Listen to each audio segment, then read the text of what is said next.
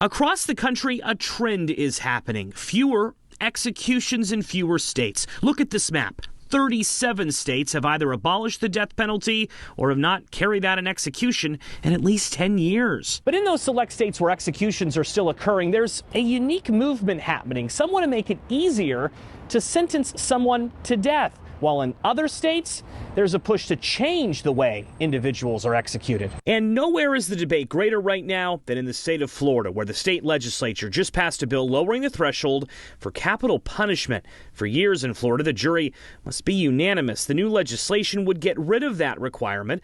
The proposal that passed last week makes an 8-4 vote sufficient enough. For years, only these 3 states allowed a death sentence when the jury isn't unanimous. In Indiana and Missouri, a judge can decide when a jury's divided. In Alabama, the jury can vote 10-2. I think it's justified. Max Schachter welcomes the idea. He lost his son Alex in the Parkland school attack, one of 17 people murdered. The shooter in that 2018 massacre was given a life sentence and not a death sentence because the jury could not reach a unanimous decision. If the Parkland murderer who hunted down children and staff and shot them from down the hall did not deserve the death penalty, then why do we even have the death penalty? At the D.C.-based Death Penalty Information Center, a research group critical of the way the penalty is applied, staffers say what is happening in Florida goes against the trend of fewer executions. This is somewhat of a step backward. Executive Director Richard Dieter says the reason so many state governments enacted a unanimous threshold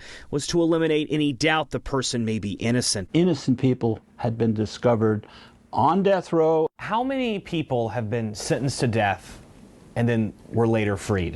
191 people since 1973. Florida isn't the only state making news regarding the death penalty process. Idaho's Republican Governor Brad Little signed legislation last month making the state the 5th in the country to allow execution by firing squad when lethal injection drugs are unavailable. Joe St. George, Scripps News, Washington.